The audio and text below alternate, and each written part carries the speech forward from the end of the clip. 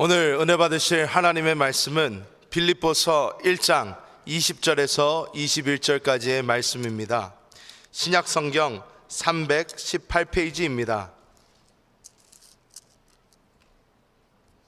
다 같이 합독하시겠습니다.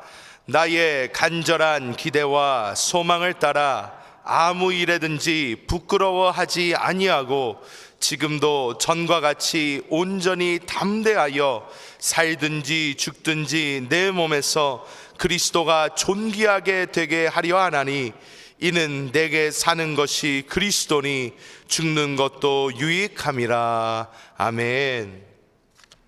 저는 오늘 빌립보서 1장 20절에서 21절 말씀을 가지고 우리 안에서 하나님이 나타나는 길이란 제목으로, 우리 안에서 하나님이 나타나는 길이란 제목으로 말씀을 나누겠습니다.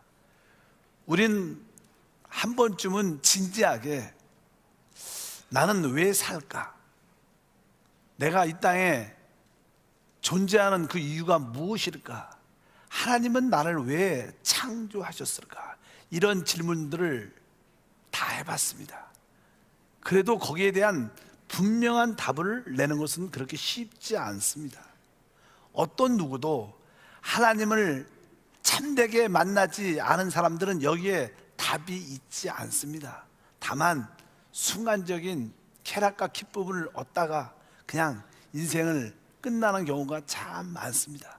또 나이가 많은 사람들은 나이가 들수록 인생의 의미, 내가 왜 살아왔는지, 왜 인생이 이렇게 허무한지, 의미가 없는지, 그러한 질문도 마음에 허무함으로 많이 남아 있습니다. 한 번쯤은 우리가 진지하게 하나님이 왜 우리를 창조했을까? 그 답은 사실 하나님의 말씀인 성경에 있습니다. 여러분들이 하나님 말씀을 통해서 그 답을 얻기를 주임으로 축복합니다. 창세기 1장 26절에 하나님이 우리를 창조할 때 이렇게 계획하셨습니다. 다 같이 합독하니까, 하나님이 이르시되 우리의 형상을 따라 우리의 모양대로 우리가 사람을 만들고 그들로 바다의 물고기와 하늘의 새와 가축과 온 땅과 땅에 기는 모든 것을 다스리게 하자 하시고, 하나님께서는 사람을 창조하기 전에 우리 하나님은 삼위일체, 성부와 성자와 성령 하나님이시기 때문에 여기 보면 우리라는 복수의 단어를 씁니다. 우리가 우리의 형상을 따라 이렇게 말씀하고 사람을 만들자, 그러하여금 모든 것을, 특별히 온 땅과 땅에 기는 것을 다스리게 하자, 이러한 목적을 갖고 하나님은 사람을 실제로 창조하십니다. 뭐 하나님의 형상, 우리의 형상은, 하나님의 형상은 이 표현을 의미합니다. 바로 사람은 하나님을 나타내고 하나님을 표현할 때 행복과 축복이 있고, 또 사람은 온 땅의 모든 것을 통치하고 다스릴 때 거기에 참된 인생의 의미와 목적이 나타난다고 말씀을 드릴 수 있습니다. 그런데 하나님이 사람을 이렇게 창조하셨을지라도 사람은 그 하나님의 뜻과 목적을 스스로 이룰 수 있지는 않습니다. 하나님께서는 어떻게 이 일을 이루시는가? 바로 하나님을 통해서 이루십니다. 우리 요한복음에 보면 이런 말씀이 기록되어 있습니다. 나는 15장 5절에 나는 포도나무요 너희는 가지라. 그가 내 안에 내가 그 안에 거하면 사람이 열매를 많이 맺나니 나를 떠나서는 너희가 아무것도 할 수 없습니다. 하나님께서 사람을 창조하시고 하나님의 뜻은 하나님이 그 사람의 그 모든 것을 이룰 수 있는 에너지 10이 되기를 원하셨습니다. 제가 어렸을 때, 여러분도 저하고 나이가 비슷한 분들은 어렸을 때 TV에서 나온 만화 영화 중에서 우주소년 아톰이라고 있어요. 아톰, 아마 기억날 거, 아톰. 그래갖고 아주 이 지구를 구하기 위해서, 그 당시만 해도요, 한 40, 50년 지났으니까, 옛날이니까 그 아톰이 최고의 첨단 로봇이었어요. 아직도 로봇을 잘 못 만듭니다. 근데 그때 그림으로 아주 잘 만들어서 그 아톰이 이렇게 만들어진 다음에 그 아톰이 이렇게 움직이고 이 우주 지구를 이걸 구조하고 이게 살리려면 그 아톰에게도 에너지가 필요했어요. 에너지가. 그래서 아마 그 당시에 최고의 에너지는 아니야, 핵 에너지를 아마 집어넣어 갖고, 요즘은 뭐 이제 핵 폭탄, 핵 폭발, 그다음에 핵 폭발보다 더 큰 핵 융합이라는 단어를 쓰죠. 핵 융합.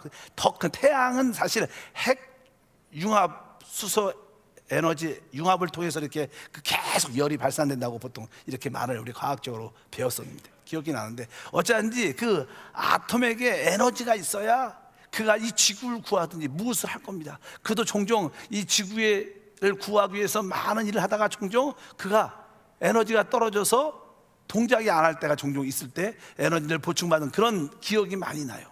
알다시피 사람이 이렇게 하나님께서 만드신 사람도 에너지가 있어야지 하나님을 표현하기도 하고 또 하나님을 대신해서 모든 것을 다스리는 역사가 나타납니다.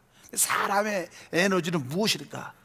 바로 핵폭발도 아니고 핵융합도 아니고 바로 하나님 자신이 에너지인 줄 믿습니다. 그래서 사람이 하나님의 뜻대로 그것을 이루어내려면 에너지를 갖춰야 됩니다. 그 에너지가 무엇이냐? 하나님이 에너지라는 거예요. 하나님은 사람을 창조할 때 이제 하나님 자신을 사람 안에 넣어주어서, 그리고 사람이 하나님 자신을 에너지로 생명과 능력으로 취함으로 말미암아 이 모든 일을 할 수 있도록 하나님이 사람을 창조했다는 것입니다. 이것이 성경의 계획과 뜻입니다. 그래서 하나님은 이제 사람 안에 들어오기로 작정하시도록 사람을 만들었다는 거예요. 어떻게 하나님이 우리 사람 안에 들어올 수 있습니까? 알다시피 이제 그 하늘 보좌에 계신 그 하나님이 2000년 전에 이 땅에 사람으로 오시죠. 그래서 보통 우리가 성육신 하셨다고 말씀합니다. 그래서 그분이 하나님이 사람 안에 들어오셨고, 그 사람은 알다시피 마귀의 미움을 받고 타락을 합니다. 죄를 짓고 영원한 멸망 가운데 있으니까 하나님은 사람을 오신 다음에 사람의 근본적인 문제, 죄라는 문제, 사단에 붙잡혀 있는 그 문제를 해결하여 십자가에서 달리십니다. 그래서 십자가에서 몸 찢기시고 그 피를 다 쏟아내시고 바로 우리의 모든 죄값을 해결하시고 십자가에서 사단의 권세를 깨뜨리신 다음에 그분이 죽은 지 3일 만에 부활하시고 승천하십니다. 그 승천하신 다음에 주님께서 우리에게 이제 뭘요? 성령을 부어주시는 겁니다. 성령은 하나님의 영입니다. 아까 우리 하나님은 삼일체 하나님, 성부와 성자와 성령 하나님이십니다. 그래서 그분은 부활 승천하셔서 성령을 우리 안에 마음껏 부으심으로 비로소 그분이 우리 사람 안에 들어올 수 있는 길들이 활짝 열린 거예요. 누구든지 주 예수를 믿으면 바로 성령이 우리 안에 들어오심으로, 하나님이 우리 안에 들어오심으로 우리 안에 그리스도를 갖게 되는 축복이 함께할 줄 믿습니다. 그래서 이제 주 예수를 영접한 모든 사람들은 하나님을 에너지로, 바로 성령을 에너지로 우리가 갖게 되는 겁니다. 그래서 우리 안에 계신 그분을 우리가 내주하는 그리스도라 이렇게 보통 말씀합니다. 그래서 주님께서는 이제 우리 안에 계신 내주하는 그리스도, 그분이 바로 하나님이시고 그분이 성령님이시고 그분이 우리의 참된 에너지인 줄 믿습니다. 그래서 성경을 보게 되면 특별히 신약 성경에 복음서의 첫 번째 마태복음의 주제가 있어요. 마태복음 1장부터 28장까지 내용은 쭉 기록되어 있지만 그 내용의 핵심적인 무엇이냐, 마태복음의 결론은 무엇이냐면요, 하나님이 우리 안에 오셨다는 거예요. 믿으시면 아멘. 하나님이 우리 안에 오셨다는 것이 마태복음의 결론이에요. 그리고 복음서의 마지막 요한복음의 결론은 무엇이냐, 이제 우리가 하나님 안에 있다. 이것이 요한복음의 결론인 걸 기억해야 됩니다. 여러분들은 기억해야 됩니다. 하나님께서 이 신약성경을 주셨을 때 그 핵심의 내용이 뭐냐, 하나님이 이제 예수를 영접한 우리 안에 계시고 영접한 우리들은 바로 우리 역시 하나님 안에 있다. 바로 그분이 바로 내주하는 그리스도다. 또 여러분들이 다른 것은 잘 몰라도요, 이 사실은 꼭 기억해야 됩니다. 신앙이란 것은요, 하나님이 내 안에 계시고 내가 하나님 안에 있음을 잊지 않는 거예요. 참된 주 예수를 믿고 구원받은 사람들은 이러한 날마다의 고백이 되어야 됩니다. 하나님이 내 안에 계시고 나는 하나님 안에 있습니다. 아까 찬양 가사에도 하나님이 내 안에 계시고 내 안에 계시고, 그것만 하면 안 되고 뭐요? 내 안에 나도 하나님 안에 있고 나도 하나님 안에 있고, 이렇게 우리가 고백해야 될 것이다. 그것이 마태복음과 요한복음의 주제인 것을 기억하시고 여러분들의 순간순간마다 여러분 안에 계신 내주하는 그리스도께 돌이키는 믿음이 되길 주면 축복합니다. 이제 복음서가 끝난 다음에 사도행전이 기록되어 있어요. 사도행전의 주제가 무엇인가? 복음을 전파하는 것이죠. 한나라 확장하는 것입니다. 어떤 사람들이? 바로 예수의 증인들이. 성경은 사도행전 1장 8절 말씀을 다 같이 합독하면, 오직 성령이 너에게 임하시면 너희가 권능을 받고 예루살렘과 온 유대와 사마리아 땅까지 이르러 내 증인이 되리라 하시니라. 여기서 내 증인이라는 게 무슨, 증인이라는 게 내 증인, 뭐 전도하는 증인 이런 뜻이 아닙니다. 여기서 증인이라는 것은요, 하나님이 내 안에 계시고 내가 하나님 안에 있습니다, 여기에 대한 증인을 말하는 거예요. 여러분들이 이제 주 예수를 믿고 성령을 받았기 때문에 이제 하나님이 여러분 안에 계시고 우리가 하나님 안에 있습니다. 여러분들은 거기에 어떤 누구를 만나도 거기에 담담히 있어야 돼요. 여러분들이 이번 설에 가족을 만났을 때 가장 최고의 복음이 무엇이냐? 내가 주 예수를 믿는 그 순간 하나님이 내 안에 계시고 나는 하나님 안에 있습니다. 그들이 믿든지 믿지 않든지 이것은 사실이다. 복음이란 건 이것이다. 하나님을 소유하는 것이다. 나도 역시 하나님 안에 있는 것이다. 이것이 참된 믿음이고 이것에 대한 증인이다. 여러분들 예수의 증인이 되기를 원하십니까? 그럼 여러분들은 이러한 고백을 해야 돼. 하나님이 내 안에 있고 내가 하나님 안에 있습니다. 여기에 대한 확실한 증인이 되길 주님으로 축복합니다. 이런 사람들이 당연하게 구원받은 것이고 이런 사람이 승리하는 사람인 줄 믿습니다. 그러니까 우리가 하나님의 출발점에서 시작해서 하나님의 마지막 목표까지 이르기 위해서는 우리는 무엇을 잊지 말아야 되냐? 증인의 삶. 하나님이 내 안에 계시고 내가 하나님 안에 있다. 이거에 한마디로 이것을 내주하시는 그리스도라고 표현해요. 믿으시면 아멘. 한번 따라 할까요? 내주하시는 그리스도. 근데 신앙생활은 바로 하나님이 내 안에 계시고 내가 하나님 안에 있다는 그 사실을 바로 내 안에 계신 그리스도로 표현되는 겁니다. 그래서 신앙생활은 바로 내 안에 계신 그리스도를 잊지 않는 거예요. 내 안에 계신 그리스도와 모든 것을 함께 하시고 바로 아까 말씀드린 것처럼 내 안에 계신 그리스도를 나의 무엇으로? 에너지로 삼는 거예요. 아주 태양 같은 영원한 나의 에너지, 하나님으로 삼는 줄 믿습니다. 그래서 내 안에 계신 그리스도가 나의 생명이구나. 그럴 때 우리는 하나님의 형상을 갖게 되고 내 안에 계신 그리스도가 나의 능력이구나. 그럴 때 우리는 모든 통치권을 갖게 돼서 모든 것을 다스리는 삶이 나타난다. 그래서 여러분들은 순간순간 내주하신 그리스도, 내 안에 계신 주님을 나의 생명으로 받아들이고 나의 능력으로 체험하는 것이 신앙생활이다. 이것을 여러분들이 분명히 알길 축복합니다. 하나님께서는 단 한 가지, 여러분들이 이것을 알길 원하셔요. 이제 주 예수를 영접한 모든 사람들에게, 하나님의 자녀들에게는 바로 나 에너지, 나의 힘이 바로 예수로 너희 안에 있다. 너희는 순간순간 너희 안에 있는 이 예수를 생명과 능력으로 받아들여야 된다. 이것을 알기를 하나님은 원하십니다. 하나님은 모든 일을 이 관점으로 이끌어 가셔요.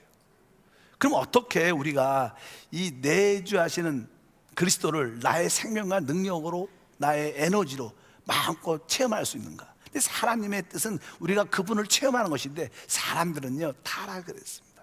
타락을 했다는 것은 이 독립성이, 하나님과 독립됐다, 이런 뜻을 가지고 있어요. 그러니까 우리는 태어날 때부터 하나님을 알지 못하고 태어납니다. 또 하나님을 의지할 마음도 별로 없어요. 여러분들이야 구원받았으니까 이제 하나님을 자꾸 의지하지만 일반적으로 하나님을 알지 못하는 사람들은 하나님에 대해서 독립적이에요. 종종 그러자 복음을 전하면 하나님을 믿으려면 날 믿어, 내가 책임져 줄게. 종종 생각하는데 타락했다는 것은요 하나님과의 독립성을 강조하는 것을 의미합니다. 신앙에서 하나님과 독립되는 것은 가장 큰 죄라는 것을 여러분들이 기억하셔야 됩니다. 이제 하나님은 구원받은 여러분 안에 뭐예요? 타락성이 있는데 그것이 독립성입니다. 하나님을 의지하지 않으려는 그 마음이 있다는 거예요. 그래서 여러분들이 하나님을 의지하도록 하나님은 역사하셔요. 근데 어느 때 역사하냐? 여러분들이 의지를 하지 않으니까 하나님께서 여러분들에게, 우리에게 종종 고난과 환난을 통해서 역사하셔요.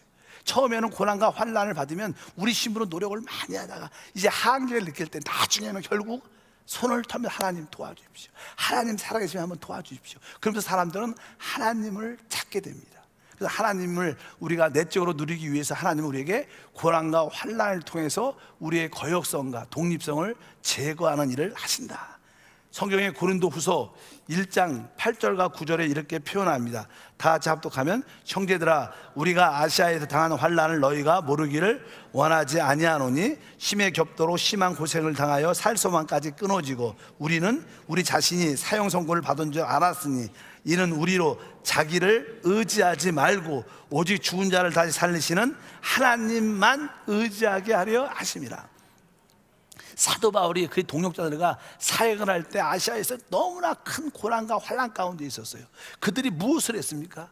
그들이 사실 하나님의 나라, 복음을 위해서, 사람을 살리기 위해서 복음 전파하는 생활을 했습니다. 그런데도 그들에게 고난과 환난이 많았어요.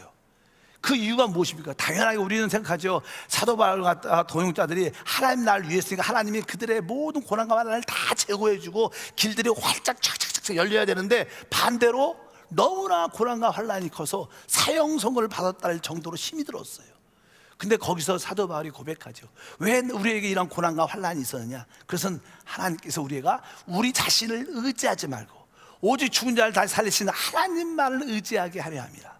우리가 전도하는 일조차도 우리 자신을만을 의지해서 살 때가, 우리 힘으로 할 때가 있다는 거예요. 하나님은 그런 거 원치 않다는 거예요. 하나님이 원하는 것은 바로 하나님만을 의지해서 하는 걸 원해요.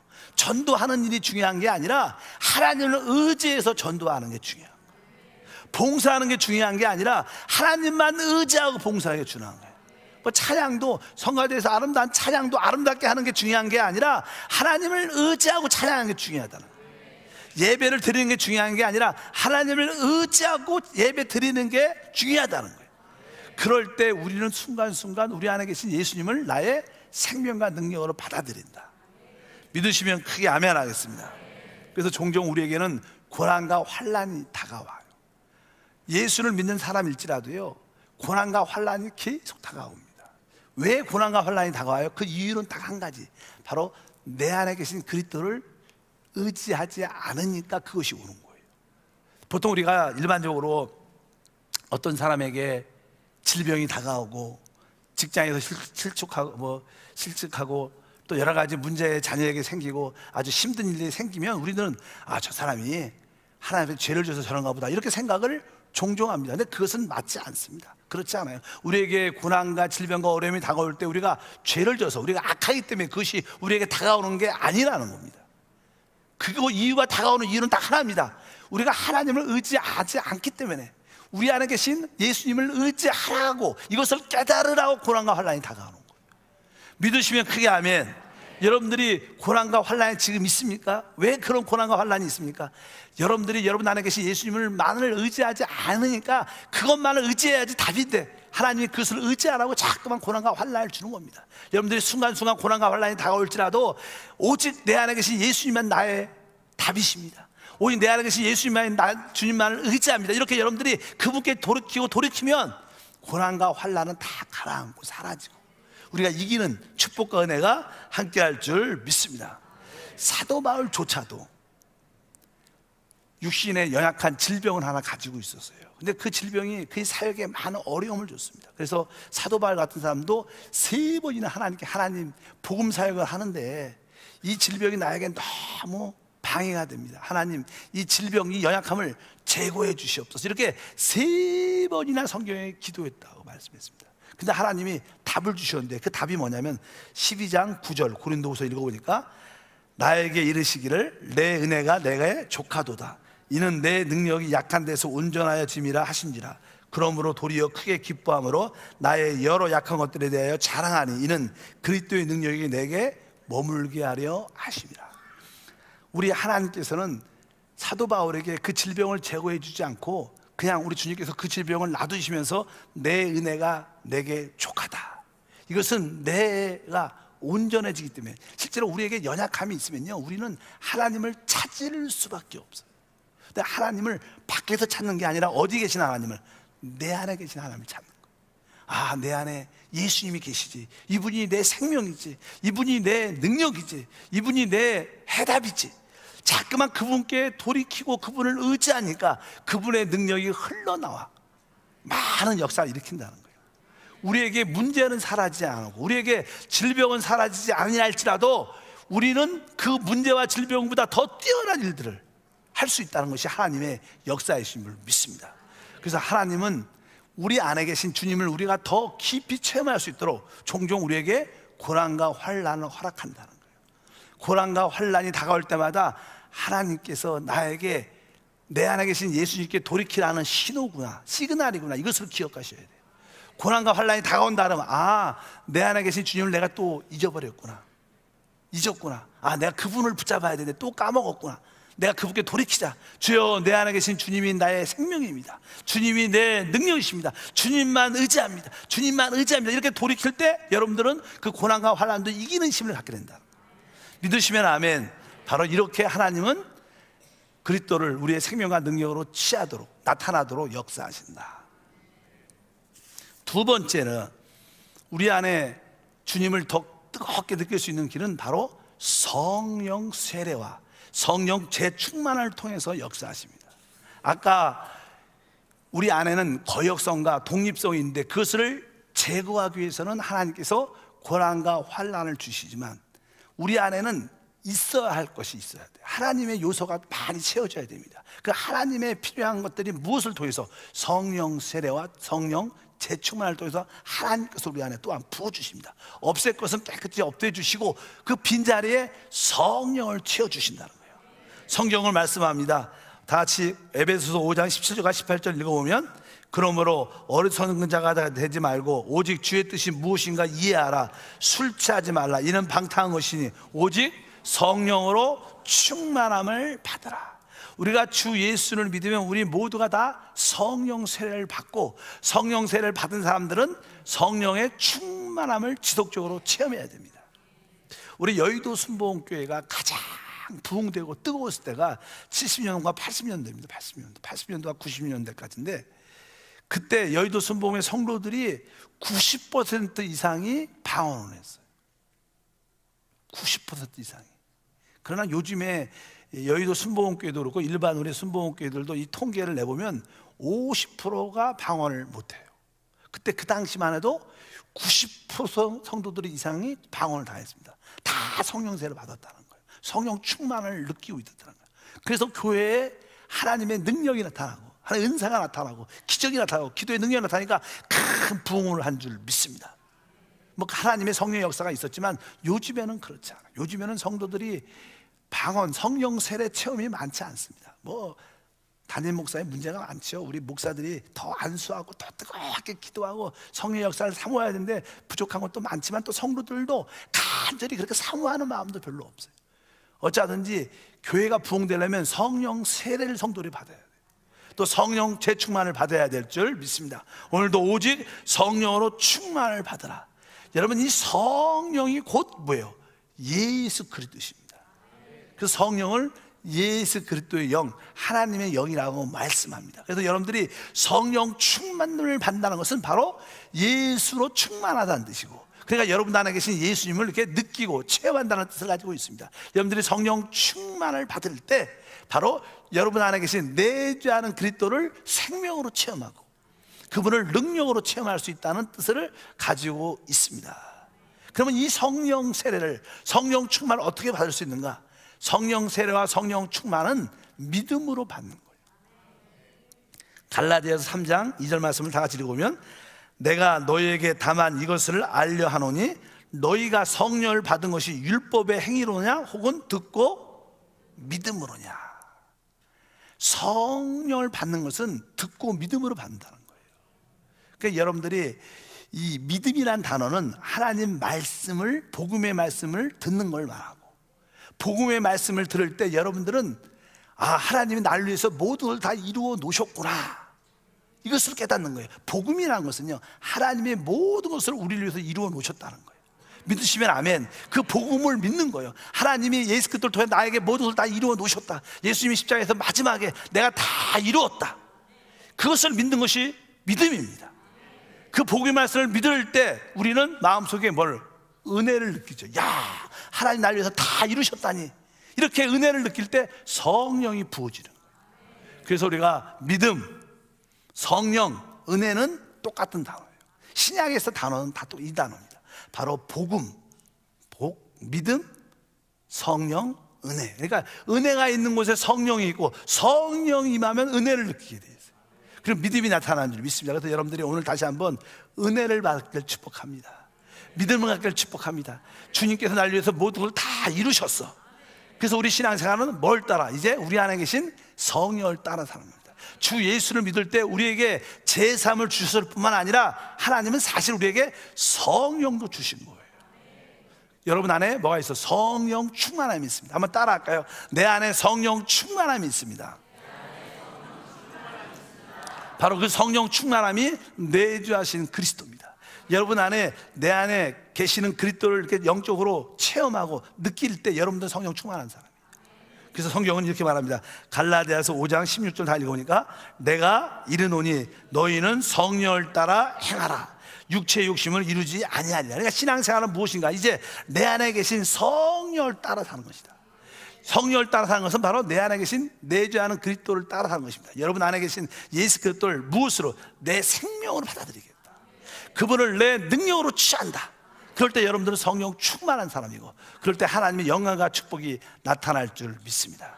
그래서 신앙생활은 무엇이냐? 바로 성령을 따라 사는 것이다. 근데 보통 이 참된 신앙생활하고요 종교생활하고는 차이가 있어요. 한번 여러분들도 한번 생각을 해봐야 돼요. 내가 진짜 참된 신앙생활하고 있는지 종교생활하고 있는지. 종교생활을 하는 사람들은 자꾸만 어떤 성경, 어떤 지식과 가르침을 좋아해요. 성경은 이렇게 기록되어 있습니다. 한번 우리 고린도후서 4장 16절에 보니까 그러므로 우리가 낙심하지 아니하노니 우리의 겉사람은 낡아지나 우리의 속사람은 날로 새로워진다. 우리의 속사람이 있죠.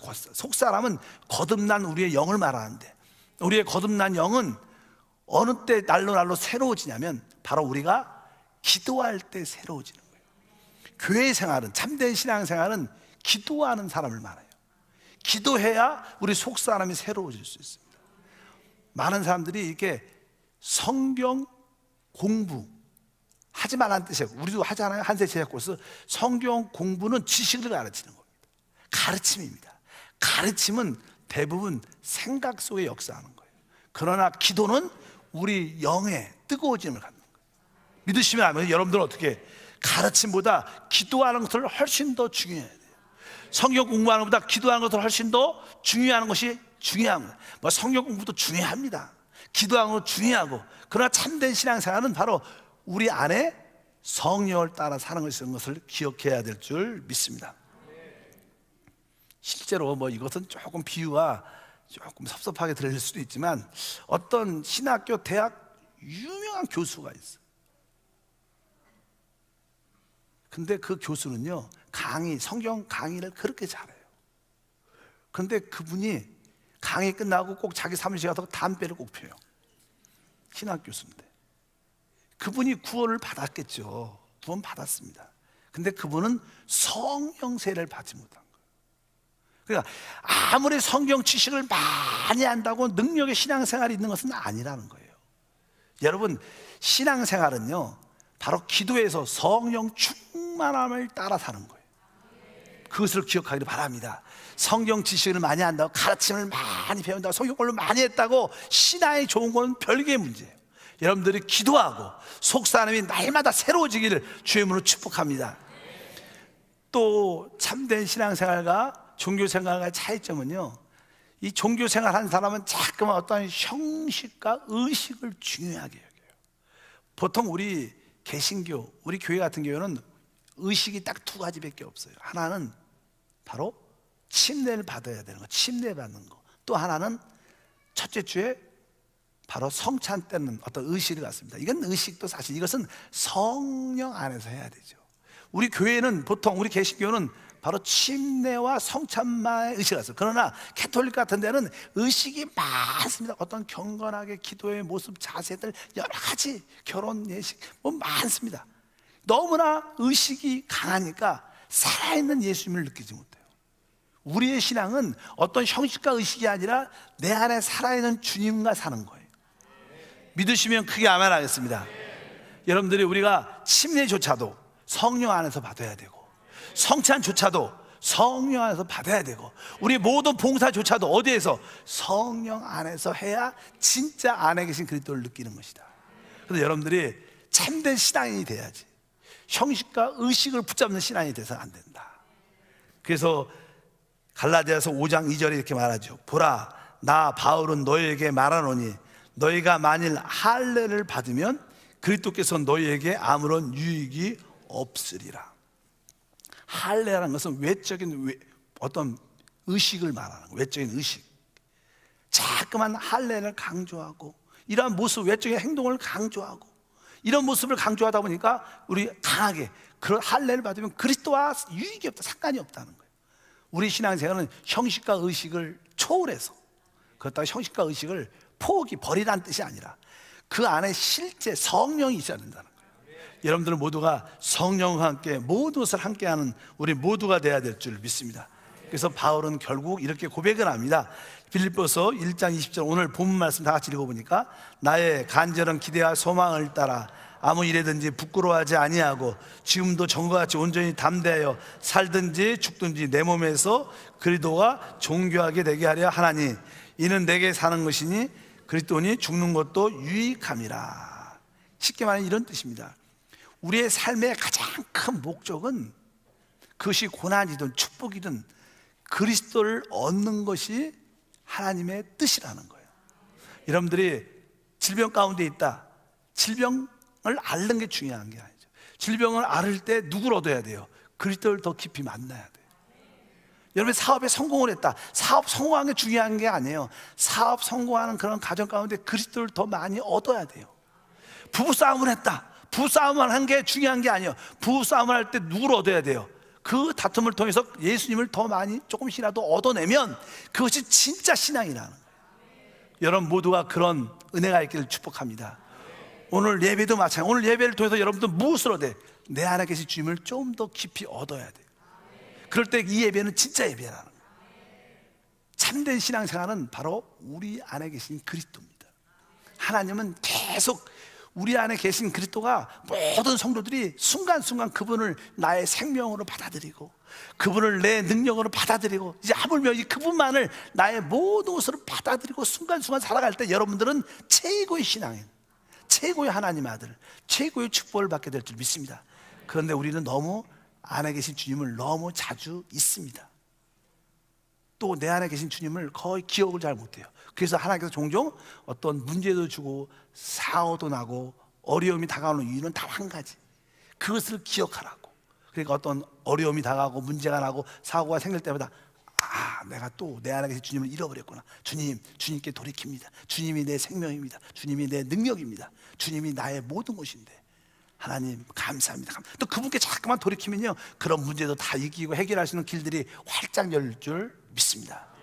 여러분 안에 그리스도가 존귀하게 되기를 주님으로 축복합니다. 그분만이 나타나기를 축복합니다. 기도하겠습니다. 하나님 아버지 감사합니다.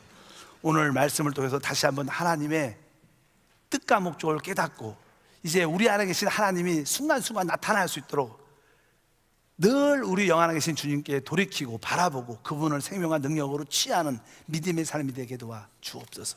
예수 이름으로 기도합니다. 아멘. 잠시